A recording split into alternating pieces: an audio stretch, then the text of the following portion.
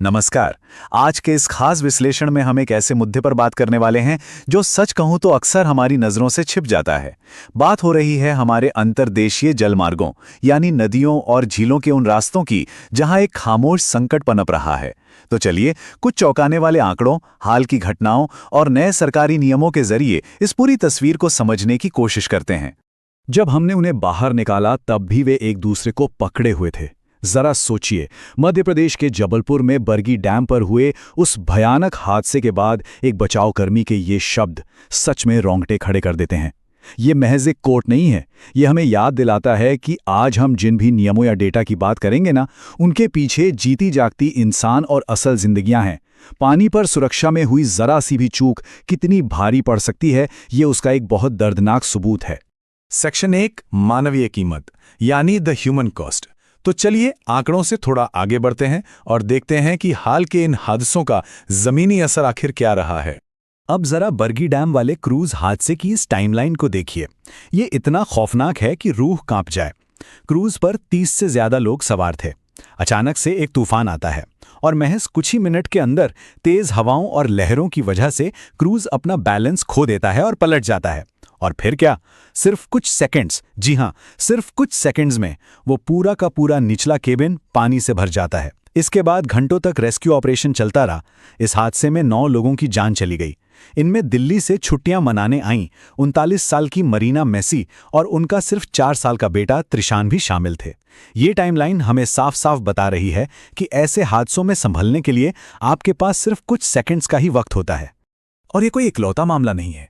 अमर उजाला की एक रिपोर्ट के मुताबिक मथुरा के केसी घाट पर भी कुछ ऐसा ही हुआ। श्रद्धालुओं से भरी एक नाव डूब गई और नतीजा, लगातार 7 दिनों तक यमुना में नावों का चलना पूरी तरह से बंद रहा। 7 दिन का सन्नाटा, इसका असर बहुत गहरा था। नाविक तो सदमे में थे ही, लेकिन नगर निगम ने जो नए नियमों के बोर्ड लगाए ना, उसे लेकर भी प्रशासन और नाविकों के बीच भारी कंफ्यूजन पैदा हो गया। मतलब एक हादसा कैसे पूरे के पूरे सिस्टम पर ब्रेक लगा देता है, ये उसका जीता जागता उदाहरण है। सेक्शन 2 तथ्य और कल्पना।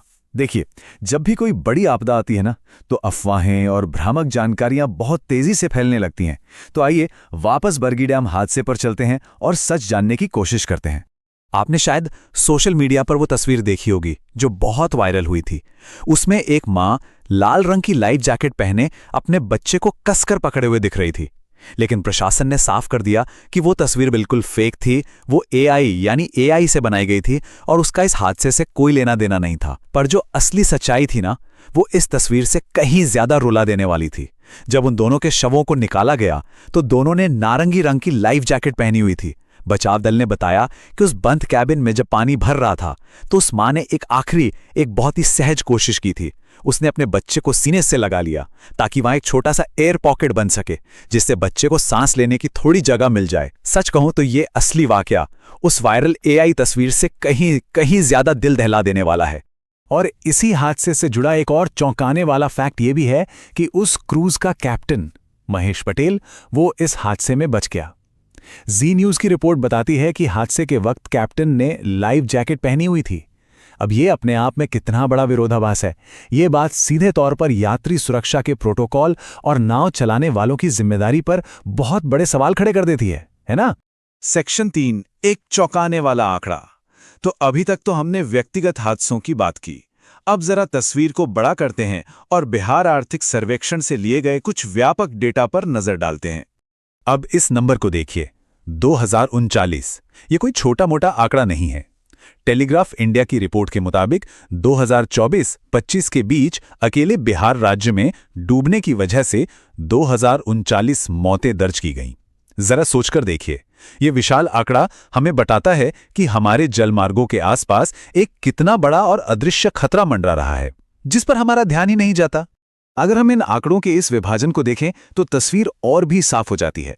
2024-25 में बिहार में बिजली गिरने से 305, आग लगने से 143 और लू लगने से 34 लोगों की जान गई। लेकिन अगर आप इन सबको मिला भी देना तो भी डूबने से होने वाली 2039 मौतों का आंकड़ा इन सबसे कहीं ज्यादा बड़ा है। ये साफ तौर पर चीख कर कह रहा है कि डूबना अब एक कितनी बड़ी और जानलेवा आपदा बन चुका है। सेक्शन 4 जल मार्गों के लिए कानून। जाहिर है, इतने बड़े पैमाने पर हो रहे हादसों को देखकर सिर्फ हाथ पर हाथ धरे तो नहीं बैठा जा सकता। इसके लिए एक बहुत ही ठोस कानूनी ढांचे की जरूरत है। तो आइए देखते हैं कि प्रशासन इस दिशा में क्या कदम उठा रहा है। PRS लेजिस्लेटिव रिसर्च के सौजन्य से हमें ये जो दस्तावेज मिला है, द बिहार फेरीघाट सेटलमेंट एंड मैनेजमेंट एक्ट 2023, ये एक बहुत ही ज़रूरी कदम है। ये कानून बेसिकली अंतर्देशीय जल परिवहन को एक फॉर्मल और सुरक्षित ढांचा देने की एक बहुत ही मजबूत विधायी कोशिश है। क्योंकि देखिए, सीधी सी बात है, जब तक नियम कागजों पर सख्त नहीं होंगे तब तक घाटों का सही मैनेजमेंट कर पाना लगभग नामुमकिन है। और इस कानून की सबसे अच्छी बात मुझे ये लगी कि ये बिल्कुल क्लैरिटी देता है। इस एक्ट में बाकायदा नाव और फेरी घाट की बहुत ही सख्त कानूनी परिभाषाएं तय की गई हैं। मतलब नाव क्या है? कोई भी ऐसा यान जो लकड़ी, धातु या किसी और चीज से बना हो और जो पानी के एक सिरे से दूसरे सिरे तक लोगों, जानवरों या सामान को ले जाता हो। उसी तरह से फेरी घाट की भी एक बहुत ही स्पष्ट सीमा तय कर दी गई है। अब ये इतना जरूरी क्यों है? वो इसलिए ताकि कल को अगर कोई हादसा हो जाए तो जवाबदेही यानी कौन जिम्मेदार है, ये पूरी तरह से तय किया जा सके। सेक्शन 5, सुरक्षा के लिए प्रशिक्षण। अब कानून का कागजों पर बन जाना एक बात है, लेकिन उसका जमीन पर सही तरीके से लागू होना बिल्कुल अलग बात है। तो आइए देखते हैं कि असल में ग्राउंड पर क्या काम हो रहा है। तो जमीनी स्तर पर बदलाव लाने के लिए बिहार राज्य आपदा प्रबंधन प्राधिकरण यानी BSDMA ने कुछ ट्रेनिंग कैंप शुरू किए हैं। यहाँ पटना के NIDNI संस्थान में सब डिविजनल ऑफिसर्स और सर्किल ऑफिसर्स को बाकायदा बोट सर्वेयर और बोट रजिस्ट्रार की ट्रेनिंग दी जा रही है। ये एक बहुत ही शानदार और प्रोएक्टिव कदम है। इससे ये तय होता है कि अधिकारी सिर्फ अपने दफ्तरों में नहीं बैठे हैं, बल्कि पूरी जानकारी के साथ फील्ड में उतरकर काम कर रहे हैं। और पता है इन अधिकारियों को वहां क्या सिखाया जा रहा है? बहुत ही काम की चीजें, जैसे नाव की भार क्षमता या लोड कैपेसिटी कैसे कैलकुलेट करनी है, कौन कौन से लाइफ सेविंग इक्विपमेंट्स जरूरी हैं और बिहार के मॉडल बोट रूल्स 2011 की क्या बारीकियां हैं। ये एकदम सटीक और जान बचाने वाली स्किल्स हैं।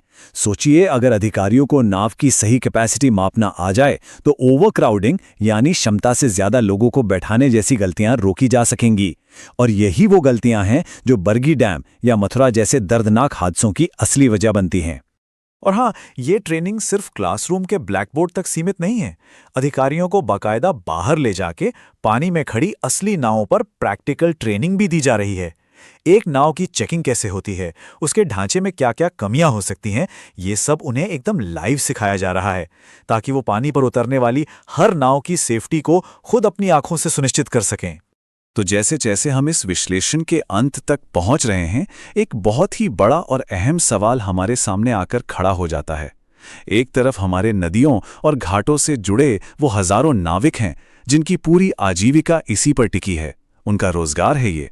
और दूसरी तरफ है यात्रियों की सुरक्षा, जिससे जाहिर है हम बिल्कुल समझौता नहीं कर सकते। तो सवाल ये है कि क्या सख्त नियम लागू करते हुए हम इन समुदायों की रोजी रोटी को भी सुरक्षित रख सकते हैं? ये एक ऐसा नाजुक बैलेंस है जिस पर हमारे पूरे समाज और प्रशासन को मिलकर सोचना ही होगा।